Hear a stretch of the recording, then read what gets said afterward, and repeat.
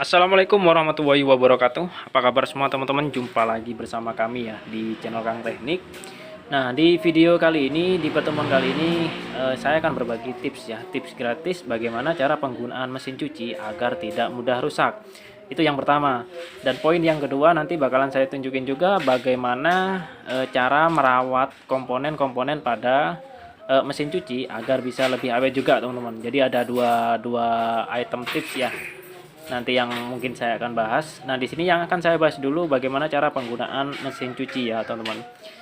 Oke ya, yang pertama kita akan tunjukkan bagaimana tips mencuci agar gearbox ataupun pulsator itu tidak mudah rusak.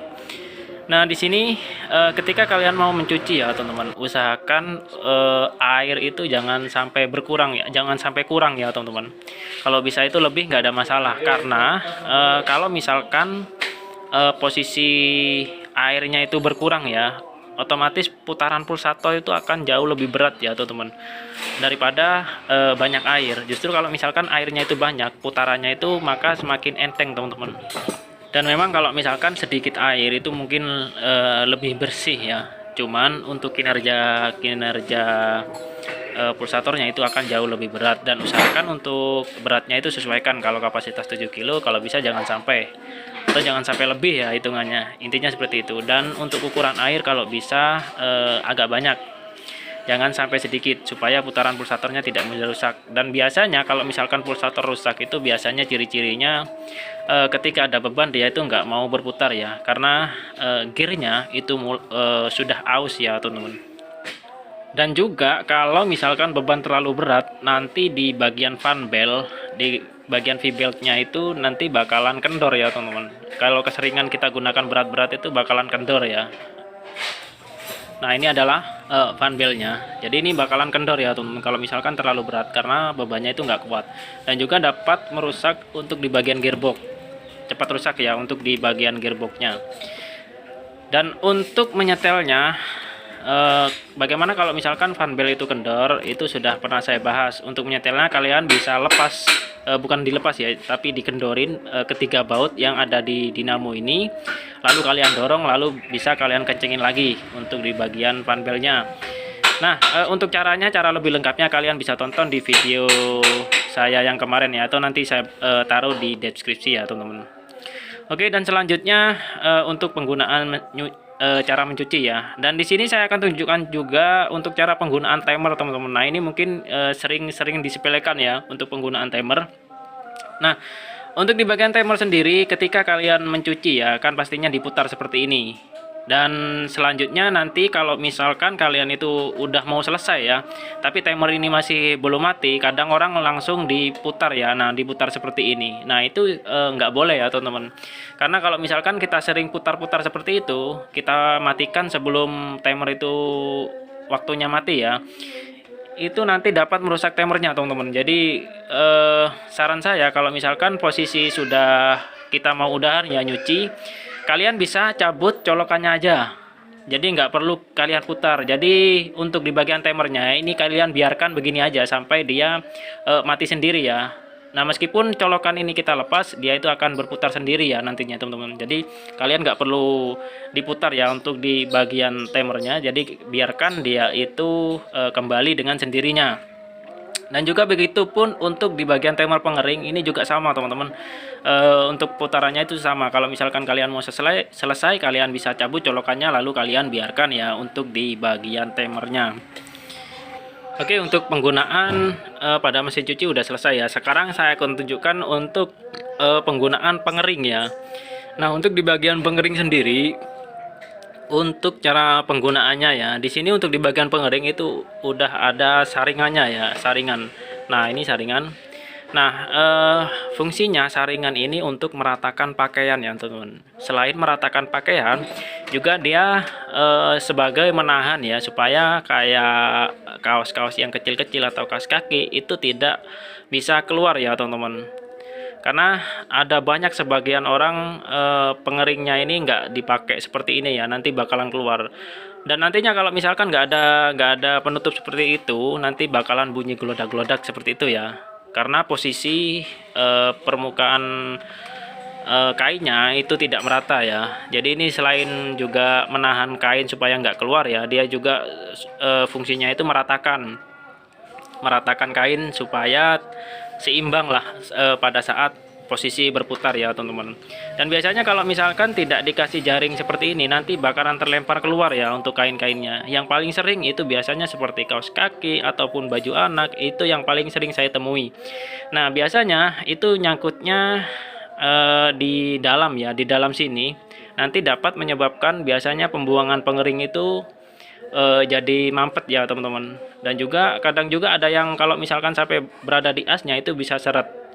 Nah ini adalah contoh di pembuangannya ya. Nah ini udah ada kainnya ya teman-teman, baru saya bahas ya. Tuh kalian bisa lihat, itu adalah kalau nggak salah kaos kaki ya. Itu kaos kaki udah berada di posisi pembuangan pengering ya. Ini baru juga saya bahas ya teman-teman. Ternyata ini udah ada ya. Nah hal yang seperti itu mungkin jarang terpikirkan ya teman-teman. Tapi kalau misalkan kalian terus-terusan seperti itu, nanti pembuangannya itu bakalan mampet ya teman-teman. Jadi saran saya untuk penggunaan saringan ini kalian bisa pasang ya.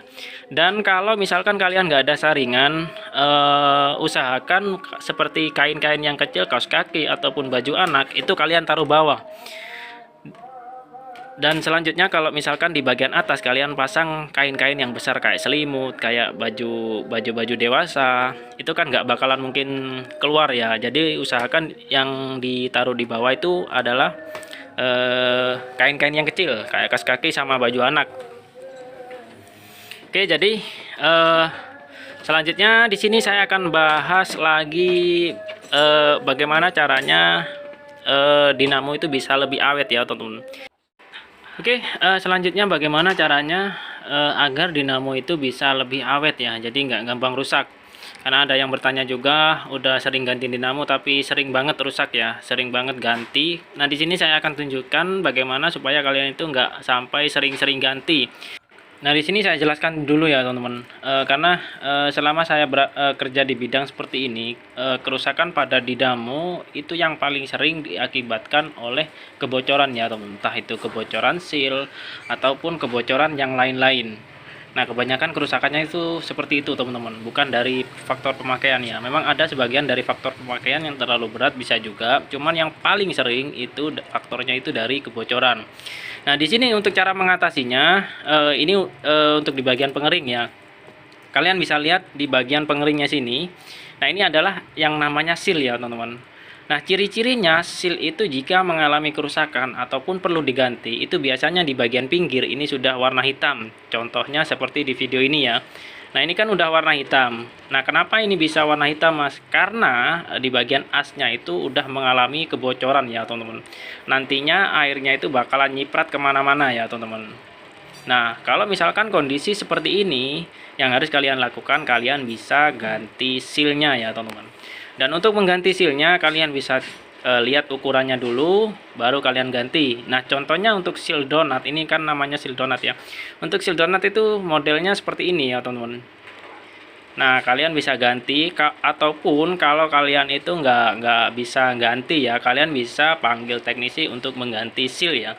Karena untuk harga sealnya sendiri ini cukup murah teman-teman, hanya puluhan ribu ya. Jangan sampai kita nyepelekan harga seal yang puluhan ribu, nantinya dinamonya bakalan cepat rusak ya teman-teman. Jadi saran saya kalian bisa ganti sealnya sebelum dinamonya rusak, karena untuk di dinamonya itu harganya kan sekitar ratusan ribu ya, sedangkan untuk di bagian seal cuman puluhan ribu. Kan sayang banget ya, banyak banget selisihannya, kan lumayan buat beli ayam geprek satu keluarga ya teman-teman. Nah jadi kalian bisa cek mesin cuci kalian di rumah untuk di bagian pengeringnya. Selanjutnya untuk di bagian pencuci ya teman-teman. Untuk di bagian pencuci bagaimana mas cara mengeceknya supaya agar lebih awet? Nah di bagian pencuci di sini ada yang namanya gearbox ya teman-teman. Nah ini yang warna putih ini adalah gearbox. Nah untuk mengetahui ciri-cirinya, kalau misalkan gearbox itu udah waktunya ganti ataupun perlu diperbaiki, kalian bisa ketika kalian selesai mencuci, kalian bisa buka juga di bagian belakang ya, penutup belakang, lalu kalian cek di bagian gearboxnya ini. Nah kalian tinggal putar-putar seperti ini, kalian bisa raba-raba. Biasanya kalau misalkan di bagian gearbox ini udah mulai rusak ya, nantinya itu bakalan basah ya teman-teman di bagian gearboxnya ini. Nah, dan jangan lupa untuk mengeceknya, kalian bisa cabut dulu untuk colokannya supaya tidak kesetrum. Nah, di sini kalau misalkan di bagian gearbox ini bocor, nanti bakalan nyiprat kemana-mana ya teman-teman. Nah, terutama untuk di bagian dinamo, karena untuk gearbox ini sangat dekat banget ya dengan posisi dinamo. Jadi saran saya bisa cek berkala ya untuk di bagian gearboxnya. Nah, untuk cara ngeceknya cukup mudah teman-teman, nggak perlu ribet-ribet, tinggal buka penutup belakang lalu kalian cek seperti ini. Kalian pastikan apakah gearboxnya itu basah atau tidak. Biasanya ada menetes air ya teman-teman. Nah, di sini juga saya akan tunjukkan juga ciri-ciri gampangnya ya. Bagaimana memastikan gearbox itu udah waktunya ganti atau diperbaiki. Nah, kalian bisa cek pada dinding mesin cuci kalian. Tuh, kalian bisa lihat. Ini yang warna coklat ini bukan dari warna cat pada mesin cucinya, melainkan kotoran yang nyiprat ke dinding ini. Dari gearbox ini kalau misalkan bocor nanti bakalan nyiprat ke area dinding. Ini sampai nyiprat kemana-mana ya teman-teman, ke area dinding depan, pinggir, samping, kanan. Dan kalau misalkan udah seperti ini, kalian bisa ganti ya teman-teman untuk di bagian gearboxnya. Ini udah kelihatan ya, kalau untuk di samping kiri masih terhalang oleh dinamo, namun kalau untuk di bagian kanan tuh kelihatan ya coklat banget. Dan nantinya kalau misalkan mengenai dinamo ini bakalan keropos ya, untuk di bagian dinamonya bakalan korosif juga. Dan kalau sampai kena gulungan nanti bakalan cepat rusak juga teman-teman. Dan ini kalau misalkan di gearbox itu bakalan kena semua ya, dua-duanya bakalan kena kalau misalkan ada kebocoran. Nah, itu jauh lebih mahal lagi teman-teman. Untuk harga gearboxnya aja cuman sekitar puluhan ribu, jangan sampai kita ganti dua-duanya dinamonya, nanti bisa ratusan ribu. Seperti yang saya katakan tadi, sayang banget, selisihnya juga banyak, kan sayang ya buat beli ayam geprek satu keluarga udah kenyang semua teman-teman. Jadi intinya kurang lebihnya seperti itu ya.